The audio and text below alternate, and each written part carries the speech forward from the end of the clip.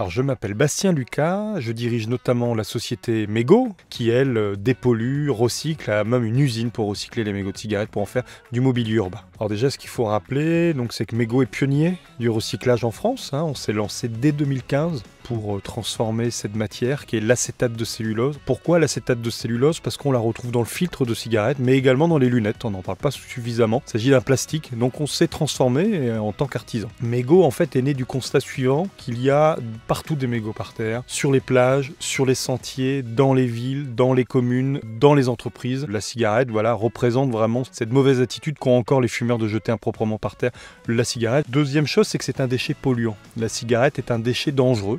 Pourquoi? Parce qu'il contient notamment de la nicotine. Et la nicotine est ce qu'on appelle écotoxique pour la biodiversité faune-flore. On parle de 15 000 tonnes de mégots jetés improprement par terre en France. C'est encore considérable. On doit être à 1,450 milliard de mégots de cigarettes traités chez nous depuis le début de notre activité. Mais surtout, ce qui est intéressant chez Mégot, c'est qu'on sait travailler en tant qu'artisan cette matière première. On sait travailler l'acétate de cellulose. On a en capacité de faire un matériau qu'on a nommé Plastigo. Et ce matériau permet de faire les assises de mobilier urbain que l'on met en place dans les zones fumeurs généralement. Et depuis fin 2023, on est très fiers de pouvoir fabriquer des cendriers de poche à partir des mégots de cigarettes. C'était assez symbolique pour nous d'avoir un réceptacle dans lequel on va retrouver le déchet qui permet de fabriquer le réceptacle. Donc il y avait véritablement une boucle circulaire. Le rôle profond de Mégot, c'est à terme de ne plus retrouver de mégots par terre. Le jour où les fumeurs utiliseront tous des cendriers, je dirais d'une part on aura réussi notre pari. Malheureusement, on le sait qu'il y a encore beaucoup de chemin. On essaye d'emporter nos équipes au quotidien et on a de la chance chez nous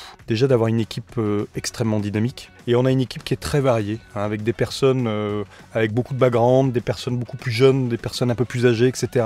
On a voulu faire une équipe très mixte. Ça permet d'avoir des échanges, des visions. Le métier de dirigeant n'est pas un métier facile parce qu'il faut être un peu partout, il faut réussir à être sur tous les axes. C'est un métier extrêmement prenant. De ce fait-là, si vous n'avez pas une rigueur quotidienne, carré, qui vous permet, quand vous vous levez le matin en vous disant « je sais ce que je veux, demain c'est ne plus retrouver de mégots par terre », vous vous levez bien évidemment avec du punch, mais vous vous levez aussi en sachant exactement ce que vous allez faire dans la journée.